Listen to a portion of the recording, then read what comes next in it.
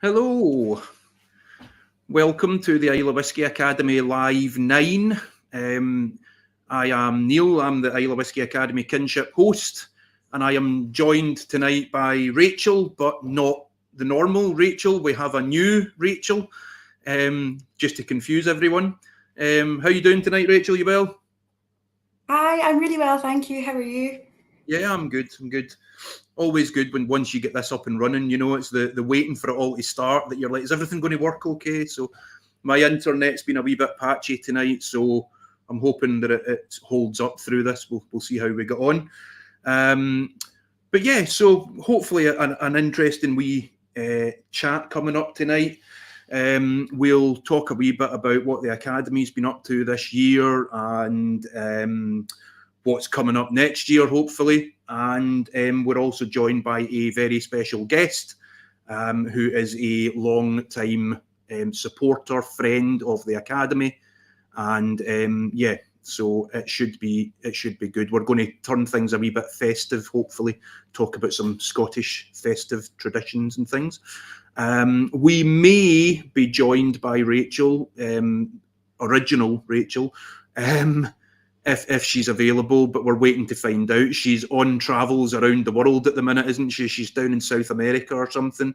She's not long back from Antarctica, so we'll need to see. Hopefully Rachel will be able to stop in at some point, but we'll keep you posted on that. I thought maybe we'd do a wee introduction for yourself, Rachel. So do you want to tell everybody a wee bit about yourself, maybe, and how you've come to be involved with the Islay Whisky Academy? Sure, yeah. So, hello everybody. My name is Rachel Curry. I'm not the usual Rachel, as Neil said before, but hopefully I'll do for tonight until Rachel McNeil gets here. I am the new assistant manager for Islay Whisky Academy. So I'll be doing all sorts. I've been in the job for maybe about a month and a half or 2 months now. And it's been brilliant so far. So just doing lots of behind the scenes work mostly. So this is my first front of house, if that's what you want to call it, job. And I'm a wee bit nervous. That's all right. But I'm feeling really lucky to be here. It's a great opportunity, and I'm really excited to get more involved in the sort of interpersonal, meeting people, building connections type of role. Yeah, I mean, I have to say that's probably what I've found to be the most kind of rewarding thing about being involved with the Academy, is just the wide range of people you meet from all over the world, different backgrounds, different cultures, and yet they all kind of come together because of whiskey and because of Islay. And it's amazing the commonalities you find with people, even though you're from radically different places and backgrounds. That's the most rewarding thing about it, really. Obviously the whiskey's good as well, but yeah, absolutely. So I'll give you a wee bit of background on myself. I'm originally from the Isle of South Uist in the Western Isles.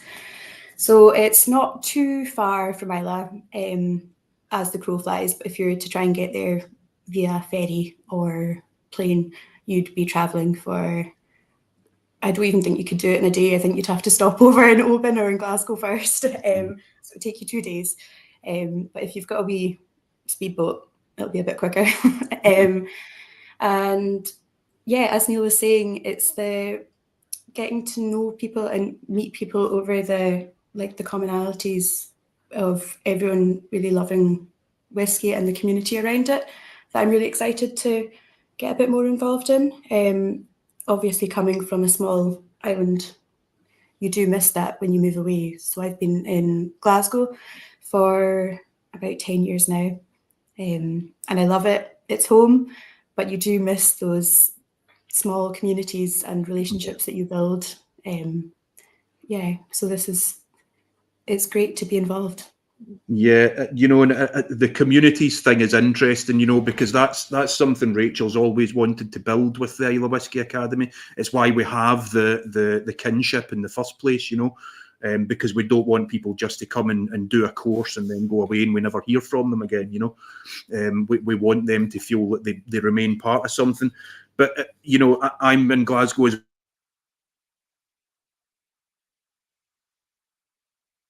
well as you, and it always will be, I think. But you know, I can go up. My wife's originally from the Highlands, and I can pop up to where she comes from, and people in the pub know who you are, you know, and they say hello to you, and you have a wee chat. Even when I go to Islay now, because I've been over there for so long, you bump into so many familiar faces, you know, and yet that doesn't really happen in Glasgow just because it's such a big city, you know.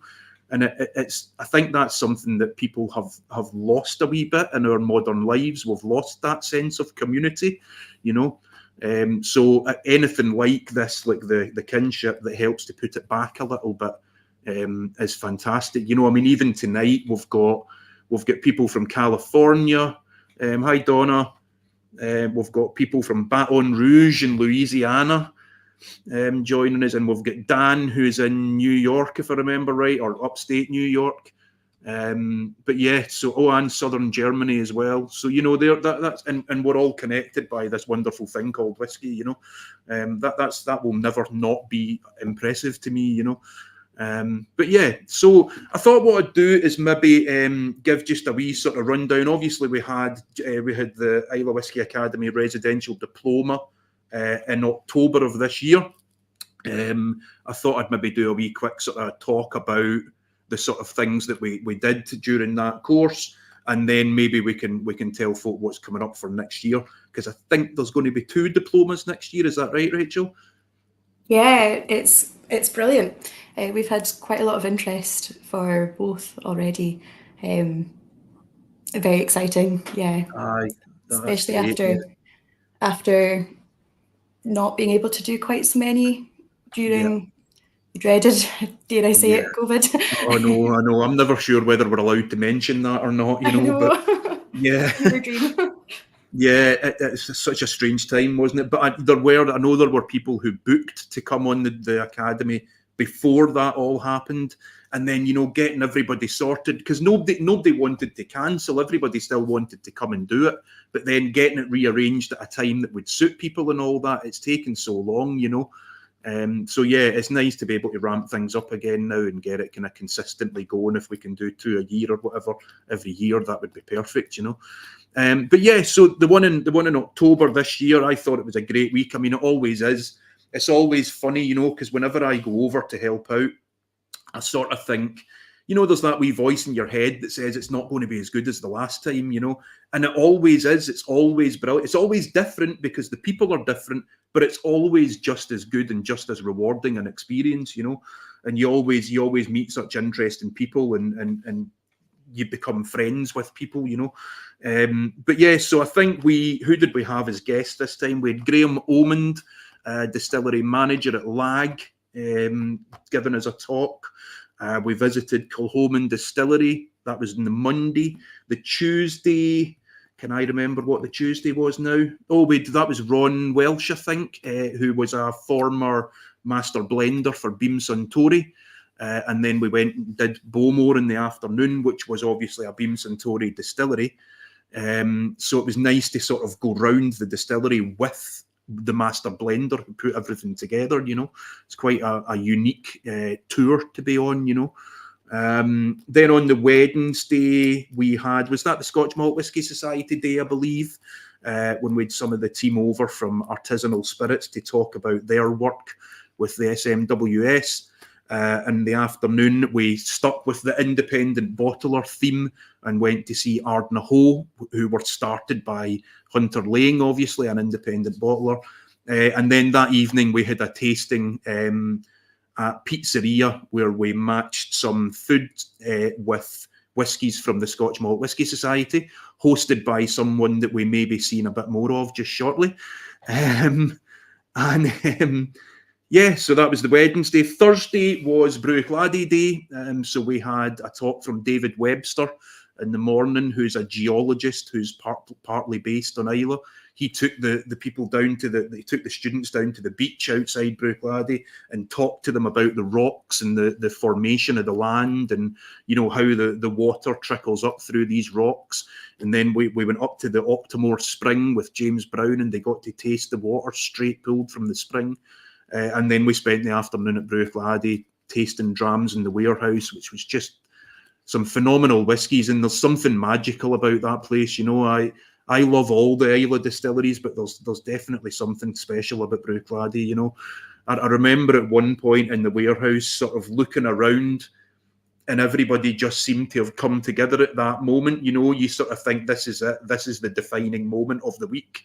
You know, when you saw everyone talking in wee groups and hugging and chatting, and I just thought this is the moment. You know, but yeah, and then the Friday was a trip to Ardbeg in the afternoon. Obviously, they all did their exam in the morning. We had the trip to Ardbeg in the afternoon.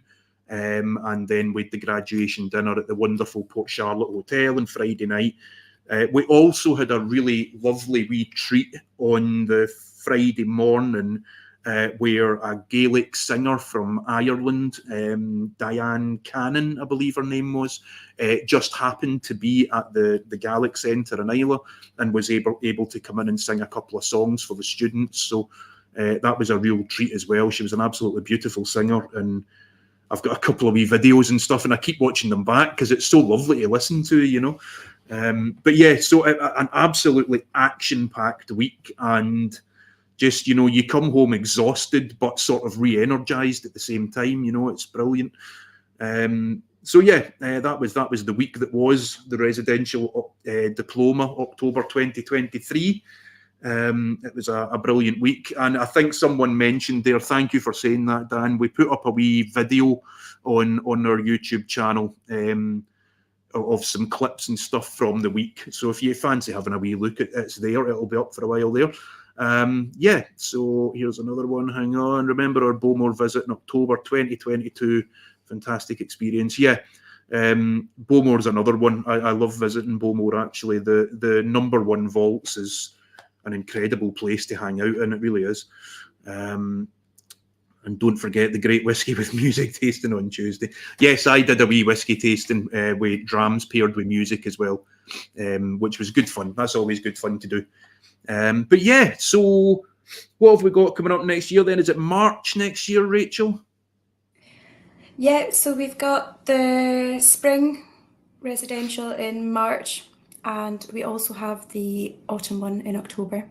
So you've got a choice of two. And am I right in saying that there will be some differences between the spring and the autumn one, just because of where in the whiskey making process different things happen during the year? So if you've not quite decided which one, maybe have a think about what you would quite like to see. If you'd like to see something to do with maybe a bit more of a harvest theme, or yeah, have a little think and see what would suit you. Absolutely, yeah. I mean, especially if you're going to places like, you know, Kilhoman or something, who are a farm distillery, you know, depending on the time of year you go, different things are going to be happening there, you know. So yeah, very, very interesting stuff. Yeah, so each academy, each diploma rather, sort of does follow a kind of, there's similar things happen each time. You know, there is a sort of skeleton there that Rachel follows each time. But, you know, things are different. Maybe we try and get people to do the distillery tours led around by the manager and stuff. And sometimes one manager's there and another isn't. So, you know, the distilleries kind of change around sometimes, you know. But there's always some content that's sort of there throughout the whole thing. But yeah, I've just seen that we may actually have our leader has joined us, I think. So I'm going to see if we can bring her in. I'm not sure how her signal's doing, but we'll see how it's going. Hang on a wee second. She's in Peru now, isn't she? She's in Peru, yes. Let's see how we get on. Can they hear us? Hello. Hello. Hello. Hello from Peru. Hello. We're This is Pancho. Hello, pleasure. Hi, Pancho. This is Neil and Rachel. Neil, Rachel, how are you? Where are Hi. you? Scotland, huh? No. We're both in Glasgow in Scotland. Oh, lovely, beautiful. This is Trish. Hi. Sorry, I'm Hi, drinking wine. I'm cheating. Oh, that's okay. It's Chilean. Double cheese. This is Maisie. Hi, nice to meet you. Hi. This is Sue. Hello. From New Zealand. She's a New Zealander, but we apologise. It's Pedro. Pedro. Oh, hello. How you doing? From Peru. Hello. Creamy From creamy Peru. Brilliant. So, for us, it's 3 o'clock in the afternoon. That's all right. And it's very cozy, Neil. It's very warm. It's brilliant. Oh, lovely. Lovely. So how have your travels been going so far? You've been on quite an adventure, haven't you? Oh, it's been brilliant. But you know what? They don't have enough. They don't have enough whiskey. They only have like Valentine's and Johnny Black, and it's not really. Yeah. But Sue and Trish and Pancho came to Islay, and they also went to the Highlands, so they've got a good taste for our good whiskey. But in the South Americas, the whiskey is very limited. Right, What's okay. not in, and it's all kind of the same atmosphere. So you've got what you have in duty free is basically what you have in cafes and restaurants and bars. There's not Valentine's.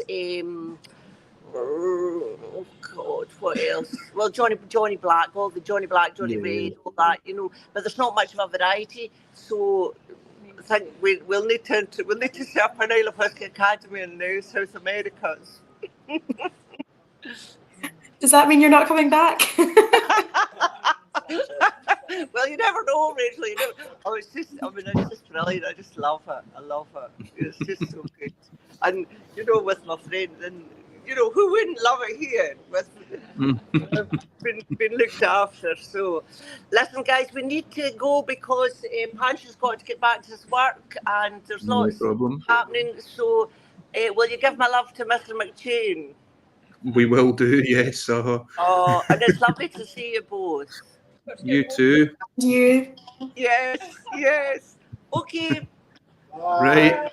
Bye. Lovely to meet you all. Oh, that was lovely. We weren't sure if we were going to be able to do that tonight, so that was cool. We managed to get Rachel on for a bit, all the way from Peru. That must be the furthest afield guest we've had so far. So far. Yeah. Right. So speaking of guests, we should probably move on.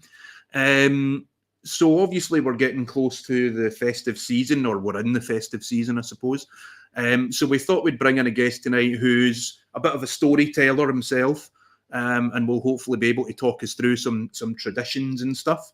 He is the Global Master Ambassador for the Scotch Malt Whisky Society. Please welcome Mr. John McCheyne, please. Hi there, folks. Good to see you. Evening, John. And hello to everybody.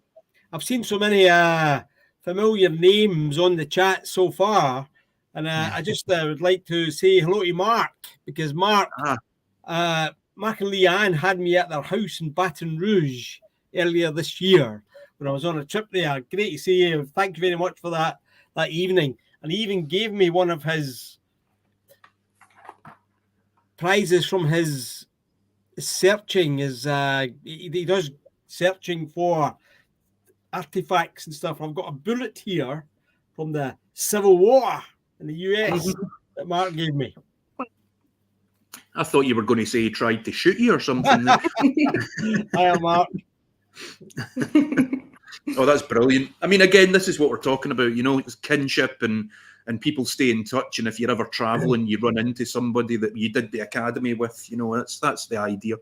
I think it's just amazing, Neil, how this thing, whiskey brings us all together. I was on a tasting last Saturday for another independent bottler, and it was an international audience. And there was, guess who was on it? The lad from Texas who was on the IWA. Oh, right, okay, aye, Oh, aye. brilliant. David. So it was just fantastic, you know. Yeah, I yeah. mean, there's a big kind of joke about me. I've been at the academy several times over the years. I usually go to do tastings, that kind of thing. But I've often attended as well right through the week because there's just so much to learn. You can never know it all. And the academy is such an incredible week because you have the lecture in the morning and distillery visits in the afternoon, you know, and it's just a bit of the academic and the actual experience as well. But there was one year when I was there and I didn't go to a few of the lectures. I just stayed in my bed in the morning because we'd had some fun the evening before. And when it came to the diploma evening on the Friday, Rachel was dishing out diplomas and she called me up and gave me half a diploma. A diploma. But just to prove that I do have diplomas, full diplomas.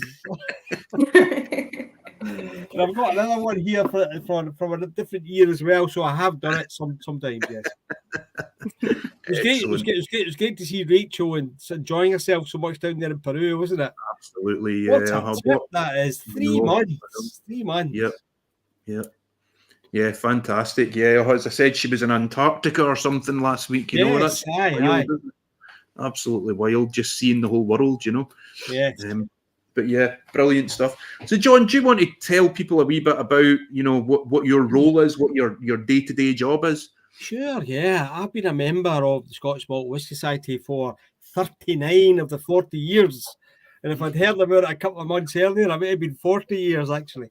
But I've been an ambassador for the last 16. But that was kind of like a little hobby, doing tastings around where I lived for many years. But from about 10 years ago, when I could give up other work, because I had a real job as well, I started doing things abroad for the society. And for the last 6 years, I've kind of traveled around the world doing tastings and events and media stuff with them. It's been really, really great fun. In 2015, we bought ourselves out of Louis Vuitton Moët Hennessy, who bought us in 2004. And a couple of years ago, we went to the stock market, so we're now listed on the stock market. And since then, we've made a really big effort to try and expand our horizons. So we're now in about 40 countries around the world, and we're up to about 40,000 members. And that's great because that all happened in our 40th year this year. So we only had about 28,000 members 2 or 3 years ago. So it's really catching on. I think people around the world who like whiskey are interested in the whole concept of single cask, single malt, and what that means in terms of flavour and special effects, you know. So yeah, so that's what I've been doing. I've been between the beginning of last year and March of this year, I was in about 15 different countries, I think, across 4 continents. But I haven't done so much this year because I'm president of the Robert Burns Club of London this year. And I'm also an ambassador for the Greenock Burns Club, which is the mother club. So I've had to spend quite a bit of time organising events for the club during the course of the year. And obviously we've got a huge month coming up in January with Burns' birthday and all that. So this year my time has been a bit kind of split between the whiskey and the society and doing the Burns stuff, you know. So I suddenly break into Robert Burns poems during this piece tonight, and you'll understand why. A man's a man for all that. Brilliant. Yeah, well, the two kind of go hand in hand, don't they? Burns and whiskey together, you know. Oh, yes, absolutely. Mutually exclusive, you know. Yeah, absolutely. Yeah. Well, Burns did write a lot about whiskey in his time, you know. So he was his life was in that period when Scotch whisky was really starting to take a grip and grow, starting to grow into what it's become now. But I was just thinking earlier, what you said, Neil, about the kinship in the family. It's just incredible. I mean, you meet people at the Islay Whisky Academy, and you're friends then for life, and you've got that link, which is the whiskey. I was just talking about Mark there, visiting Mark at his home in Baton Rouge earlier in the year, because that's the whiskey, the Islay Whisky Academy connection. I did write a piece once for our magazine Unfiltered, and I was talking about when I was a young kid.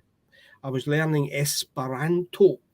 I don't know if everybody knows what Esperanto is, but it's a made-up plastic language, merging various languages. The idea is that if you learn Esperanto, or everybody speaks Esperanto, you don't have to learn different languages. You can all converse in Esperanto.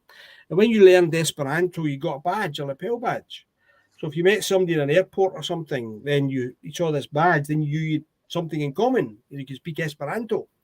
And then you go and talk to them and find out that's the only thing you had in common. You can speak this made-up language, but you never had anything else in common. If you have an Islay Whisky Academy badge on, when you meet somebody somewhere, then you know you've got that connection immediately. So I always wear my Scotch Malt Whisky Society lapel badge and my Islay Whisky Academy badge whenever I'm travelling anywhere. Excellent comment. Actually, Oh, I think you might be breaking up a wee bit, Neil. yeah, sorry about that. Am I back? Can you hear me? You're back. Oh, hiya, Gaspar. Just the lovely comment from Gaspar there. Gaspar, all the way from Panama. He was on the October diploma there. So thank you for your email, Gaspar. I'm about to reply.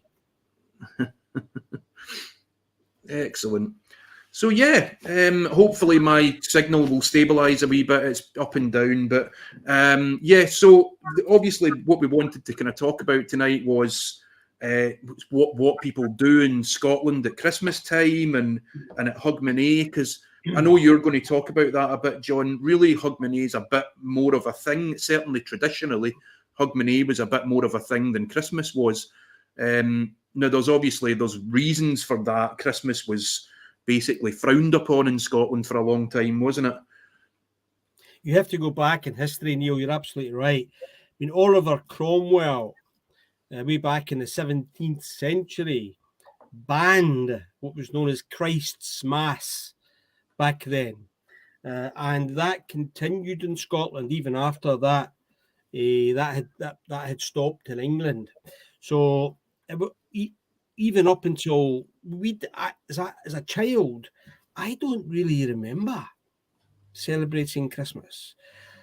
My whole thing as I grew up was my family getting together on Hogmanay. That was the really big thing for us in Scotland. And remember that when I was very, very young, my father still used to work on Christmas Day. Christmas Day never became a holiday, a public holiday in Scotland until the late 50s, you know. And it doesn't mean that all of a sudden it became a public holiday, so everything changes. It doesn't, because people still live the way they lived. So Christmas was still very much secondary to Hogmanay in Scotland when I grew up. And I just used to love I remember as a kid getting presents and all that kind of thing. But the big family thing was Hogmanay, when all the family would get together, all the men, and it was the men back then who drank whiskey.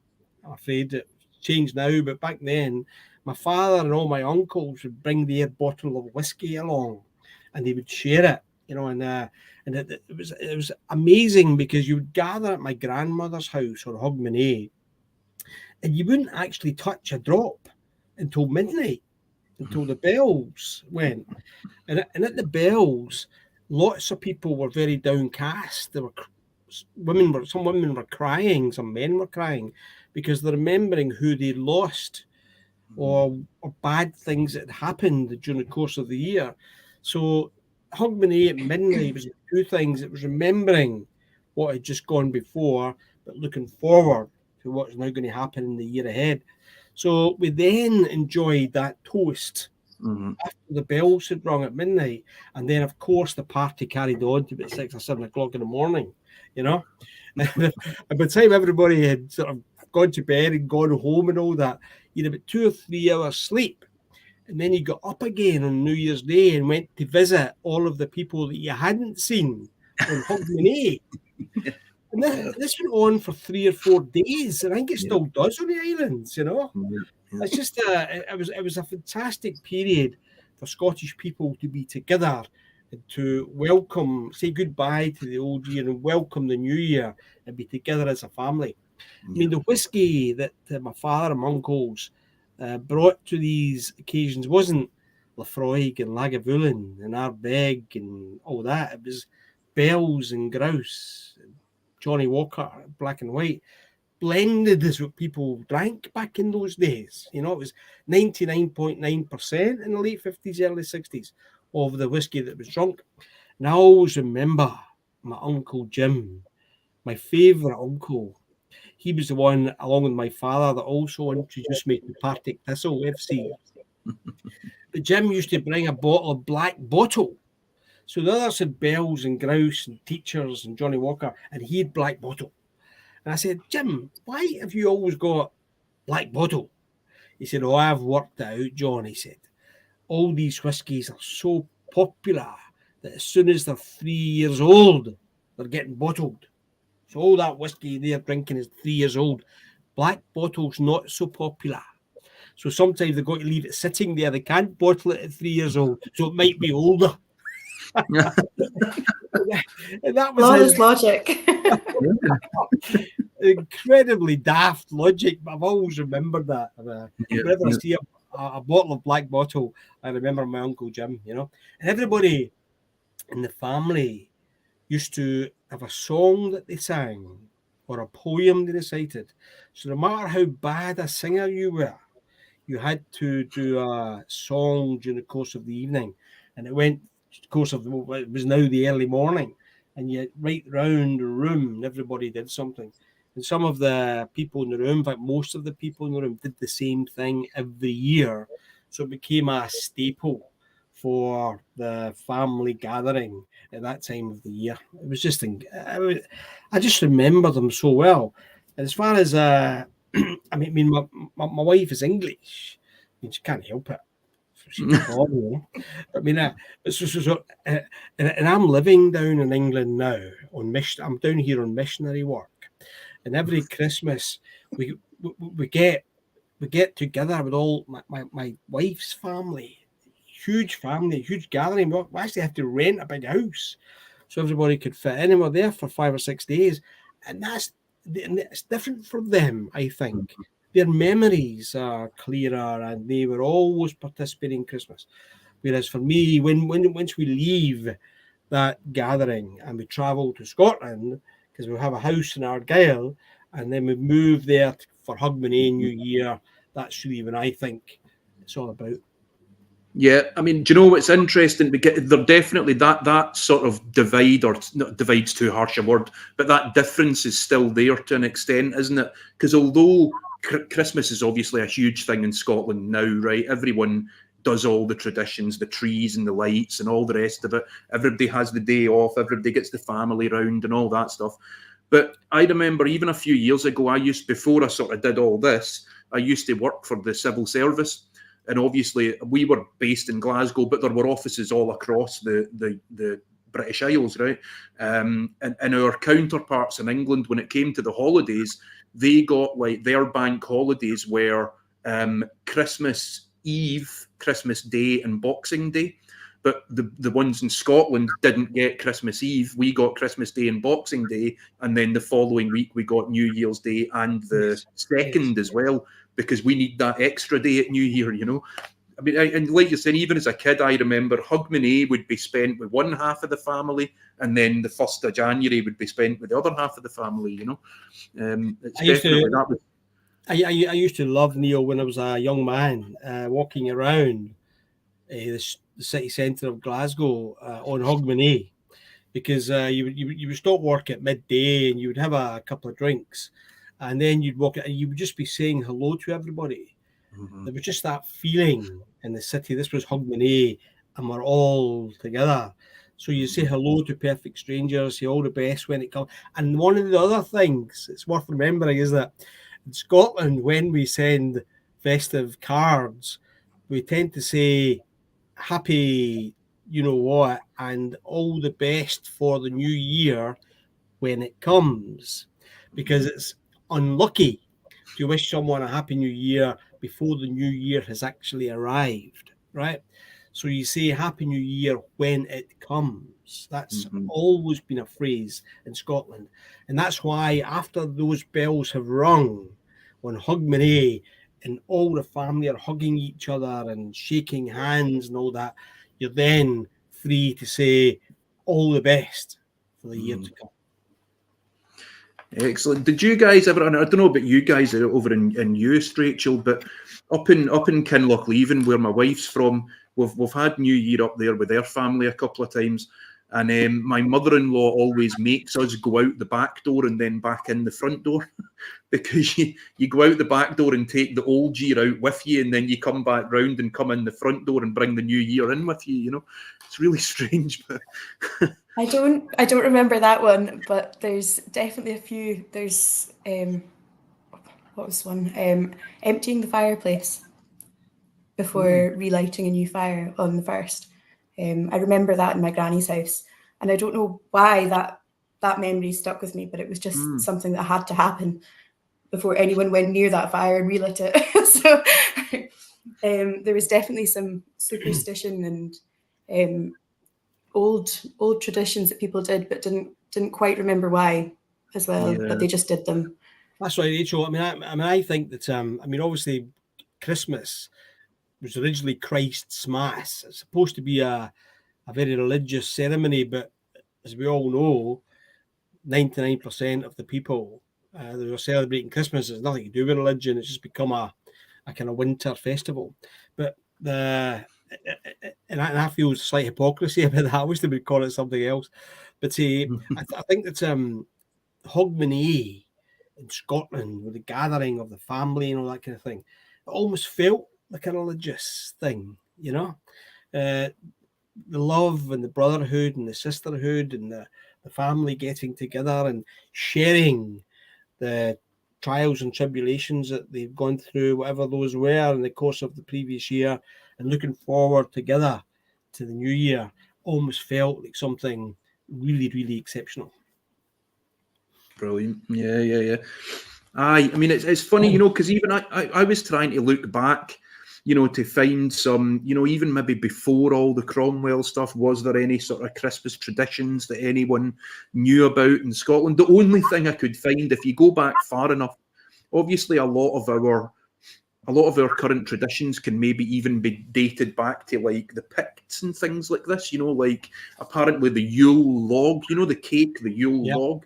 Yeah. The Yule log is based off an old tradition that the Pictish people and even the early Celts, they used to burn an oak log over the 12 days of midwinter as a sort of tribute and to ward off evil spirits and stuff like this. And that was where the tradition of making a Yule log cake came from. But you're right that after we get past that, the Christmas just stops and we're talking centuries here, you know, it's like it just vanishes completely. And as you say, even when it became sort of legal again in England, it was still very much frowned upon, you know.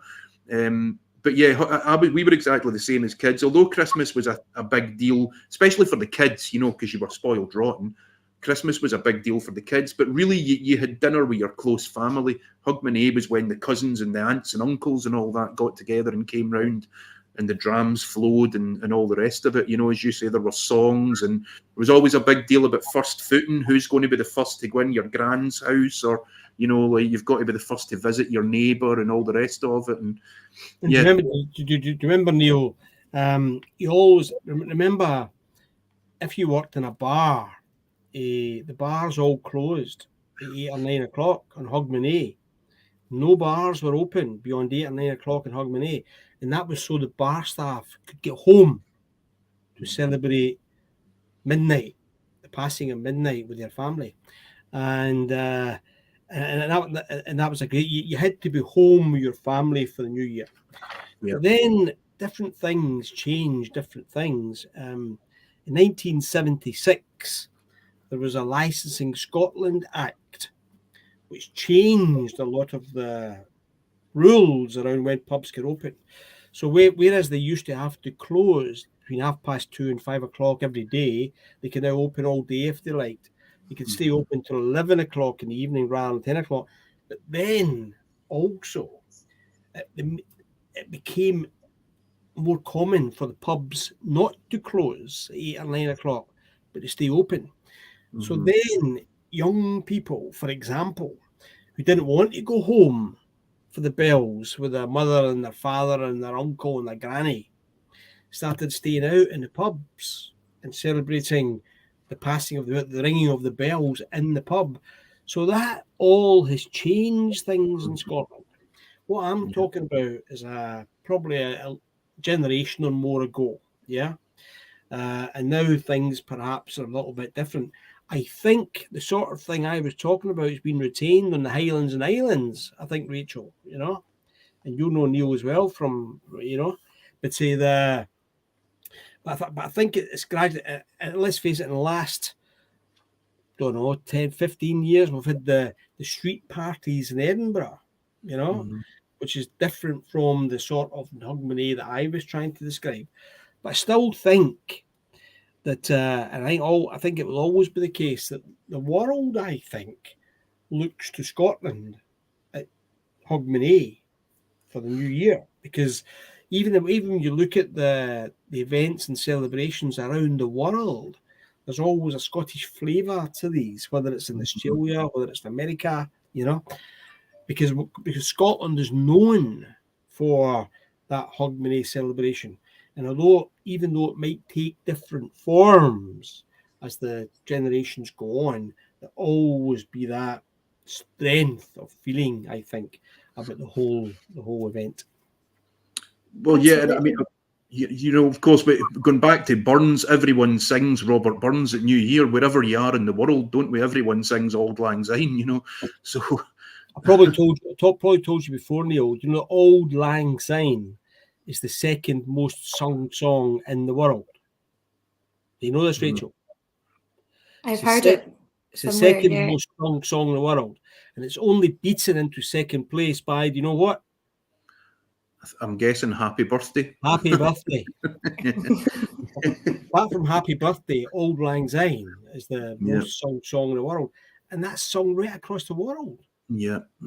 All different countries, different nationalities. It's become known as that song, Yeah. I must admit, the only other place I've ever been at Hogmanay, I've spent every Hogmanay in Scotland as far as I can remember, but one year some friends and I travelled to Berlin in Germany for what they call Sylvester, St. Sylvester's night or something, but it's New Year's Eve, and I have to say they put on quite a party as well in Germany. They seem to have quite a Scottish view of things when it comes to New Year. They seem to have, especially in Berlin anyway, they seem to have quite a big thing for fireworks. Like New Year is like their bonfire night. In Scotland and in England we have bonfire night and everyone lets off fireworks and has bonfires. That was what New Year in Berlin was like. The whole place was just fireworks everywhere, people walking down the street throwing fireworks about, and it's absolutely wild, but brilliant. And it actually reminded me a bit of being at home because it was very cold, snowy, and a big party going on, So you're like, this isn't so different, I think the other thing, Neil, about this whole Hogmanay celebration in other parts of the world reflecting Scotland is that if you remember that if between the Act of Union in 1707 and the outbreak of World War I in 1914, 2.5 million Scots emigrated and they went all over the world, and they took their traditions with them. They took Robert Burns with them.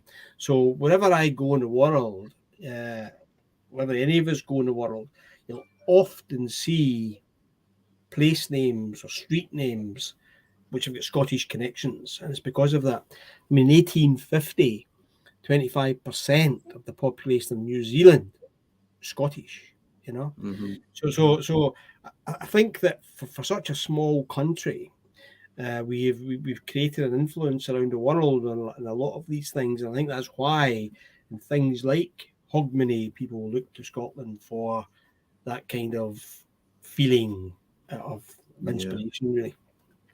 Absolutely. Yeah, absolutely. Yeah. A big majority of my friends are musicians that play traditional Scottish music, and loads of them each year go away for Hogmanay to play a gig in Germany, in Amsterdam, just anywhere. And every year they'll get invited back to play the traditional Scottish music because it's becoming part of a global tradition, which is quite magical. And they always say that they drink loads of whiskey as well. So it's not just the traditional music and the poetry and the barns and the sort of old traditions of getting together. It's whiskey as well, which is quite nice. Absolutely, yeah. It's something we've spoke about a lot before on I don't know if we've done it on the YouTubes, but it comes up quite a lot when we do the Islay Whisky Academy, that sometimes we feel like Scotch whisky and even Scottish culture to an extent isn't appreciated as much in its homeland as it probably could be, you know. Scottish music, the same goes for that, you know, that it almost finds more appreciation out there in the world than it does at home with us, you know. Always think of the example, you could go into like some of the nicest restaurants or even bars or whatever in Glasgow, and the waiter would probably be able to talk you through the wine list quite extensively, but if you ask them about the whiskies, they will not have a clue what to tell you, you know. And it's quite a tragedy, really, you know, but it's nice that it's appreciated out there elsewhere, you know. But I think it would be nice to see more people take. I think it's improving, right enough, you know. The whiskey's definitely getting more popular in its homeland. Scottish music is getting more popular. Just last year, I went to a music festival in the south side of Glasgow that was a 2-day festival that was entirely Scottish folk music.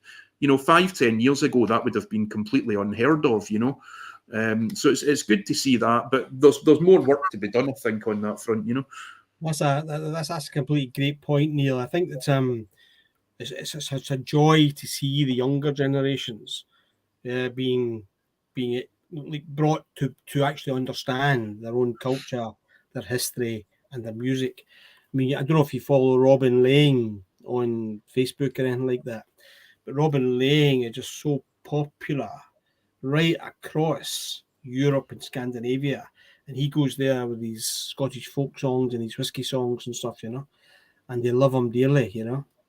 Mm-hmm. There's also a good pal of mine called David Colvin, who's a piper, and he's actually got a show called Thunderstruck, which is a piping show based on the life and times of Gordon Duncan, a Scottish piper who's credited with inventing the 10th note.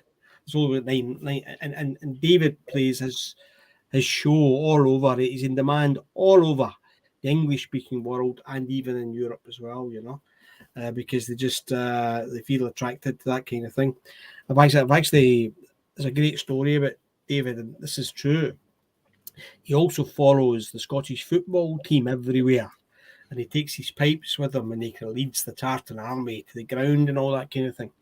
And in 1998, at the World Cup in France, he's got a photograph of him in Saint Etienne with the Tartan Army waiting for the game against Morocco or whoever it was. And he's got a photograph of him standing beside a French policeman. And the French policeman has got David's bagpipes. David has got the French policeman's gun. Can you imagine that these days? I don't know which one would scare me more, to be honest.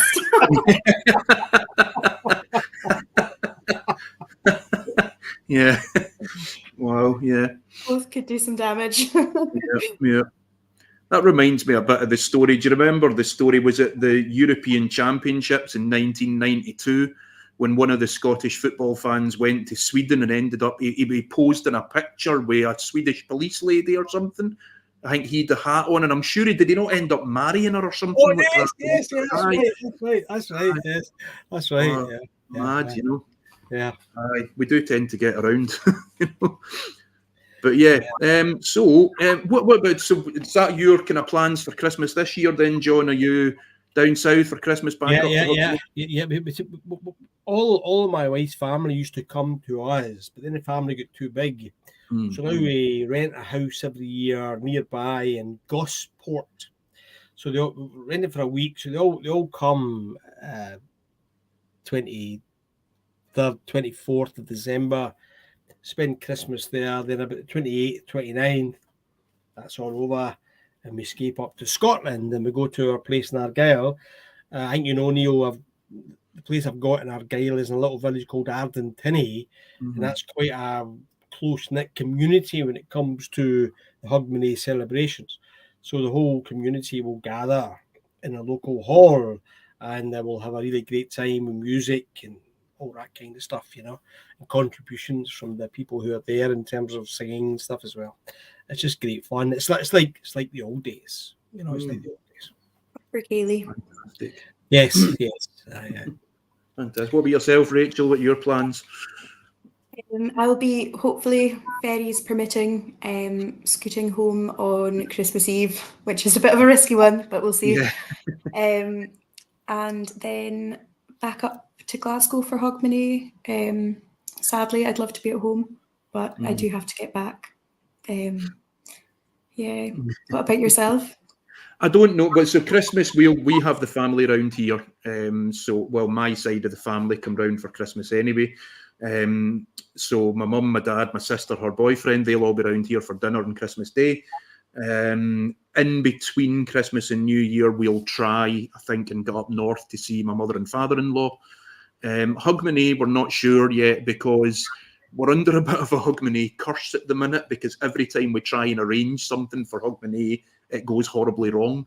So we're sort of not making any plans, and hopefully we can throw something together at the last minute, you know. I think last year we all ended up with COVID over both Christmas and Hogmanay, and it all had to be cancelled. So we're just sort of keeping things quiet this year, and we'll come up with something nearer the time, you know. I can tell you a wee story like that, Neil. About 4 years ago, at the family gathering celebration for Christ's Mass, my wife's family in England, we had this thing in this big house, and over the period of the week, a lot of the family are there for the whole period, but other members of the family come and go during the course of the 5 or 6 days. And at the end of the period, every single member of the family who had been there or who had even come to visit had got norovirus. Oh God! except me and my Irish father-in-law. Right. And guess who drank the most? I was alcohol. We all know why that is. So I was going to write a letter to the British Medical Association to say, I've got a little bit of evidence here to suggest that alcohol might be very healthy after all. Well, there you go. Brilliant. There was one wee thing I wanted to kind of read out, there's a couple of wee things I wanted to read out before we kind of wrap things up. These are, when I'm writing stuff for my blog, I like to go back, and there's a brilliant website called the British Newspaper Archive, and you can go back and search for terms and find sort of stuff from 100, 200 years ago from all these old newspapers. And I like to do it for some of the distilleries sometimes. And over the last few months, I've found a couple that are about Islay distilleries, and it's talking about what they do around the sort of festive period. And I just think it's lovely because it shows, like we were talking about earlier about the thing about community, it shows you how sort of close-knit these communities were in those days, you know. And I think some island and rural communities still have a bit of that. Maybe this is a bit of what we've lost in Glasgow. But the first one that I wanted to read out, this is from the Highland News, Saturday the 29th of, I'm guessing that was January 1898. And that says, Port Ellen, Alexander McDougall and Co. of Ardbeg Distillery, with their accustomed liberality at this season of the year, distributed a supply of coals last week to about 80 poor persons resident in the village. I just think that's brilliant. Can you see Louis Vuitton doing that today? You know, distributing fuel around Port Ellen, you know. Then there's this one. This is from the Oban Times, Saturday, the 21st of January, 1888. And it says, notes from Islay. The employees of the Highland Distilleries Company at Bunnahabhain held their annual ball on Friday the 6th in one of the spacious granaries at the distillery, which was tastefully decorated with evergreens for the occasion. There was a concert and treat to the children in the neighbourhood being given during the earlier part of the evening. After a plentiful supply of tea and fruit, songs and recitations were given by several friends present, after which Mr. Ferguson of Coolilla kindly entertained the children with his magic lantern, displaying a number of beautiful views. And then it talks about how they go on. Obviously, the kids get sent home at some point, and all the staff get to have a big ceilidh, and they leave in the wee hours of the morning after singing Auld Lang Syne. But I just think that's brilliant, because Bunnahabhain, this is 1888. It's only 7 years after that distillery was established. And we always hear so much about how it was only accessible by the sea in those early days. There was no road to Bunnahabhain. So you imagine it almost as being this really sort of isolated, almost lonely place. You know, I picture it like being people at the distillery being like lighthouse keepers or something almost, you know. But in actual fact, it wasn't. It talks about 30 couples being there, joining in the ceilidh, you know. So there's this whole community there. And then this one, probably my favourite one. This is from the Oban and Argyllshire Advertiser of Saturday, the 10th of January, 1914. And it says, on the 29th of December, the children in the district were invited by Miss Harvey of Bruichladdich Distillery to a Christmas entertainment. The late arrival of the presents, due to the storms prevailing, prevented the treat being held on Christmas Day, but nevertheless about 30 happy children enjoyed the kindness of Miss Harvey. A Christmas tree was well furnished with attractive gifts, of which each child got one, and a magic lantern gave great delight, as well as the gramophone of Miss Mitchell. All sat down to a tea table supplied with all sorts of good things, and several hours were spent by the young people in great enjoyment. And I just think those stories are brilliant. You know, it paints a real picture of what it was like being in these places then. And you also, Neil, great stories. And the other thing I always tell people is that when you visit a distillery in Islay, or a distillery anywhere, probably in the Highlands, actually, because Diageo bought it from Beam Suntory last Tuesday, or vice versa, or, you know, the people there are still the same.